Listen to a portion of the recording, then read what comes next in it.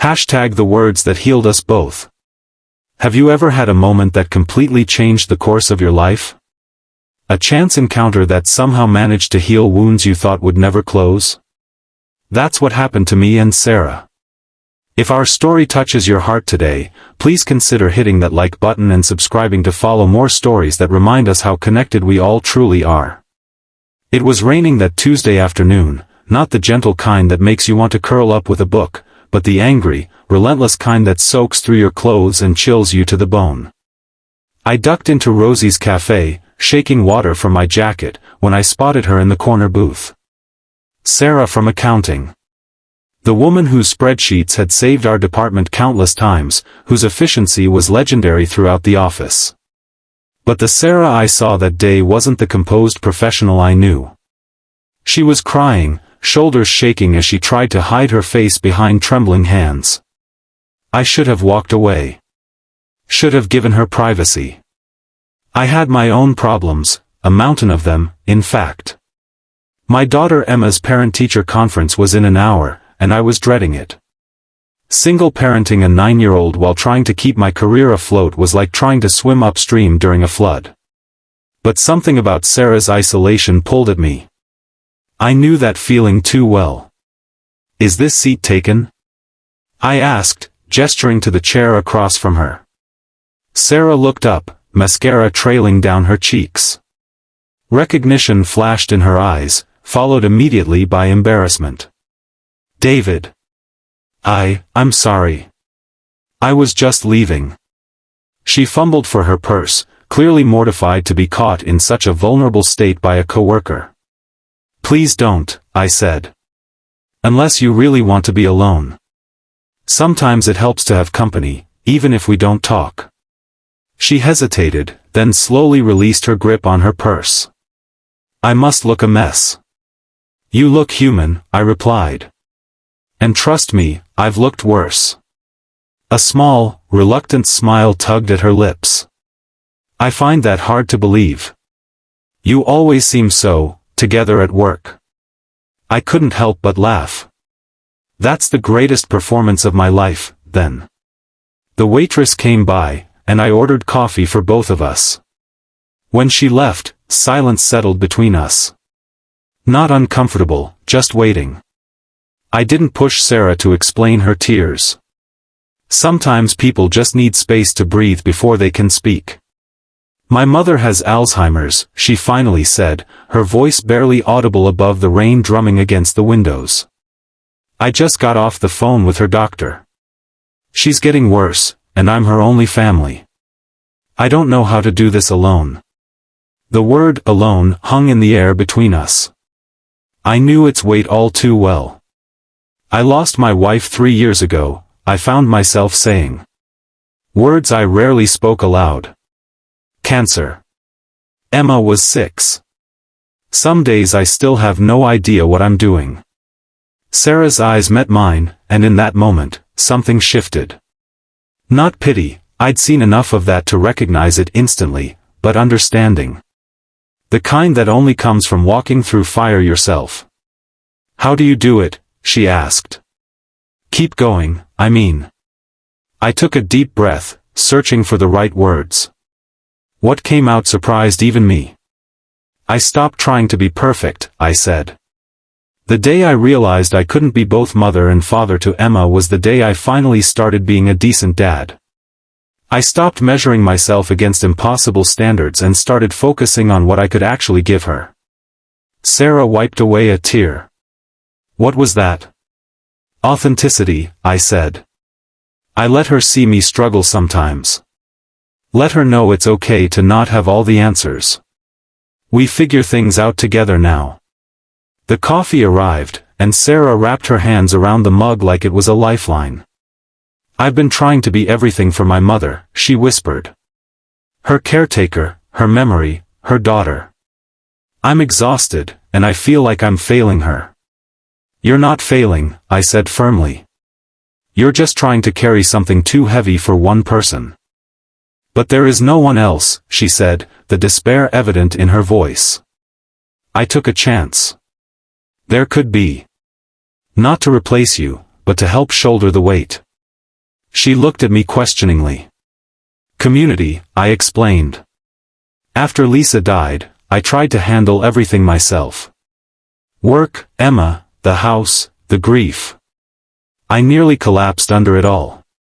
My neighbor Mrs. Chen was the one who saved us, really. She started bringing over dinner twice a week. Then she offered to watch Emma after school. Before I knew it, we had this informal network of people who cared. Not because they had to, but because that's what humans do for each other when we let them. Sarah stared into her coffee. I don't even know where I'd start. I've always been so independent. Independence is overrated, I said with a small smile. Trust me, I was the poster child for it.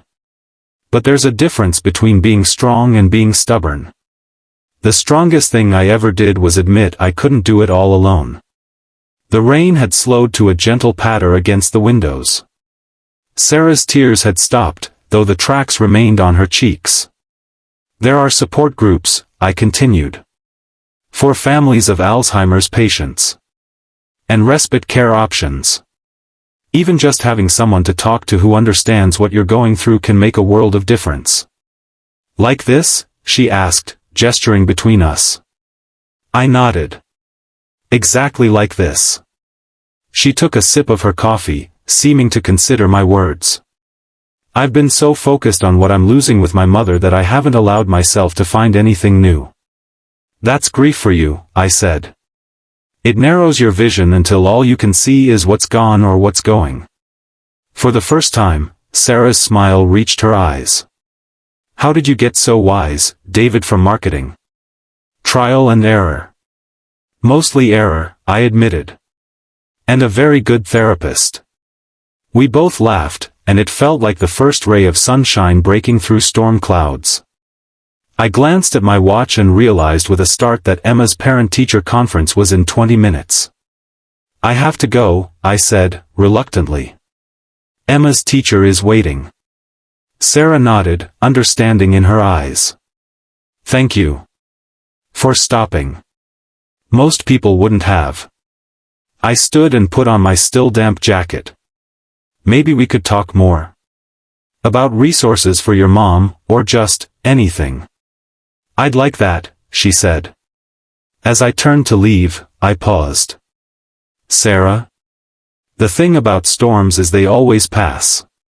And sometimes, they clear the air in ways nothing else can. She nodded, a new resolve visible in her posture. I'll remember that. I made it to Emma's school just in time, my mind still half back at that café table. I hadn't planned to share so much of myself with a coworker, but something about Sarah's vulnerability had unlocked my own. And strangely, I felt lighter for it. Emma's teacher, Ms. Rodriguez, greeted me with a warm smile. Mr. Harmon, thank you for coming. I wanted to talk to you about Emma's project. My heart sank. Emma had been struggling in school since her mother died. Each parent-teacher conference felt like another reminder of how I was failing her. She's been working on a family tree, Ms. Rodriguez continued, pulling out a large poster board. And I wanted you to see it before our open house next week. The poster was covered in photos and carefully drawn branches. There was Emma in the center, with me beside her. Lisa's photo was there too, surrounded by a heart. But what caught my breath were all the other people Emma had included, Mrs. Chen from next door, my buddy Mark who took her fishing, her babysitter Zoe, even our mail carrier Mr. Patel who always saved packages for her. She's labeled them all as her family, Ms. Rodriguez explained. When I asked her about it, she said, family isn't just who you're born to, it's who helps you grow. I thought that showed remarkable emotional intelligence. Pride swelled in my chest, along with a profound realization. While I'd been beating myself up for not being enough for Emma, she had been building her own support network, finding family in unexpected places. She understood something I was only beginning to grasp. That evening, as Emma and I made dinner together, her stirring the pasta sauce while I chopped vegetables, I told her about meeting Sarah at the café. Is she your girlfriend now? Emma asked with the directness only children possess. I laughed. No, honey. Just someone who's going through a tough time, like we did when Mom died. Emma nodded sagely.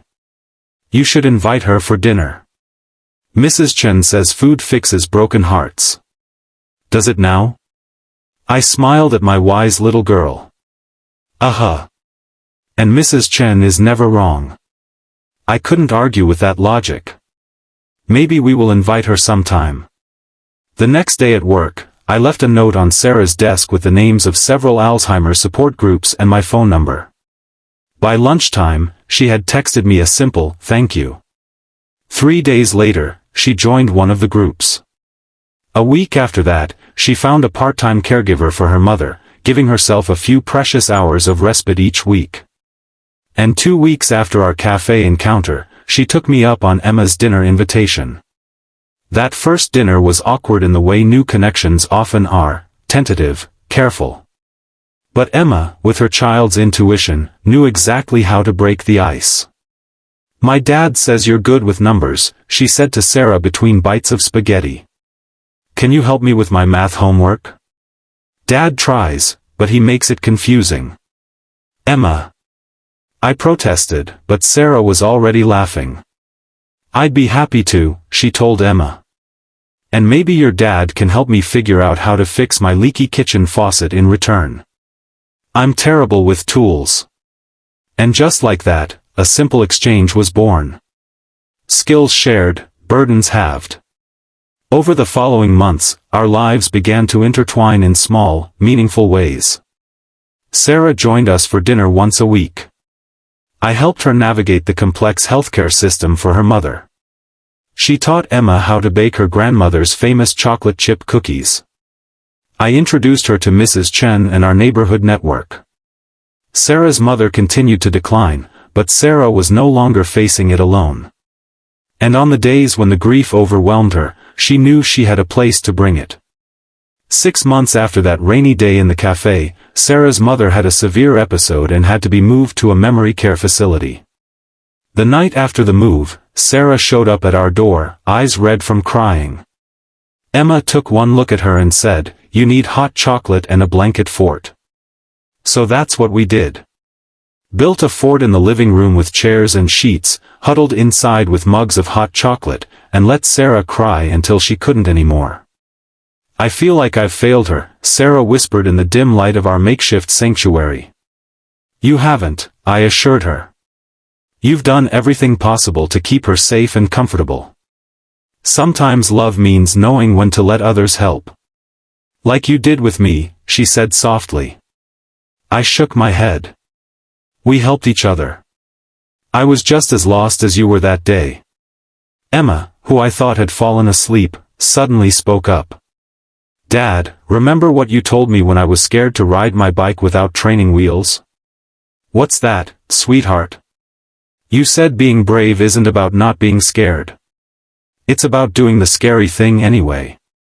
Sarah and I exchanged glances over Emma's head, both of us marveling at the wisdom that sometimes comes from the most unexpected sources. Your daughter is pretty amazing, Sarah said. She takes after her mother, I replied, a statement that once would have been laced with pain but now carried only love and pride. As the months turned into a year, our improvised family continued to evolve. Sarah became a regular fixture in our lives, helping Emma with homework, joining us for movie nights, even coming along on our annual camping trip. Her mother's condition stabilized in the facility, and though the disease continued its relentless progression, Sarah found a new peace in their relationship, treasuring the good moments and accepting the difficult ones. And somewhere along the way, without either of us planning it, Sarah and I found ourselves falling in love.